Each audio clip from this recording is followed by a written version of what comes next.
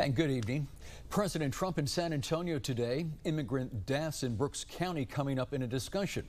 And he told reporters this is the first time that he's heard about the deaths. It's a story Channel 5 News has covered for years. Immigrants who try to sneak around the Falfurrias checkpoint and die in the ranch land. Channel 5's Angela Vargas has more on the immigration meeting. President Trump held a press conference in San Antonio today. He talked about Brooks County and the deaths that occur there. He says he had no idea it was happening. Stacks of binders show years of human remains found in Brooks County.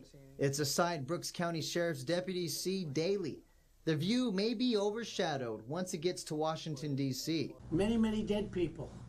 Many. Also, they come in and raid their houses, and it's very dangerous. And they're told never to leave their house at night. And during the day, always carry a gun and know how to use it. And where they have their fences, because these are big ranches, where they have their fences, never go near the gate unless you have two people, and especially at night. And make sure both of you are carrying a weapon, a gun. And I said, nobody's ever told me this. It's a story we here at Channel 5 News have covered for years. We've told you about the number of bodies found. President Trump just heard for the first time today. Reporters at a San Antonio press conference questioned President Trump. Are you frustrated by the fact that your staff, the Border Patrol, your immigration folks, haven't told you this in the past? I mean, you said you expressed the No, because I can understand them not saying it. They've been saying we need a wall. We need a wall badly. They have told me many other things, but they haven't. This is a group of people that I just said, what can I do for you? And they actually started off by saying, sir, many people are dying.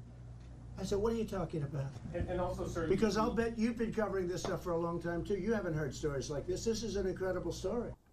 We've told you for years about the efforts Brooks County Sheriff Benny Martinez and his deputies are making. They're at the forefront of this issue. This is an interview we conducted in 2018. Recovering bodies since 2009 to now, that's unusual when you get all five in the proximity versus one. You know, that we've had issues where we will find them down the same trail, but, you know, maybe half a mile from another person. Brooks County doesn't get any federal funds for their work. They wait to be reimbursed. We spoke with Sheriff Martinez this afternoon by phone. He tells us he was unaware of the press conference and will be available for comment tomorrow. In the studio, Angela Vargas, Channel 5 News at 6. President Trump also spoke about troop deployment in Texas. I'm going to have to call up more military.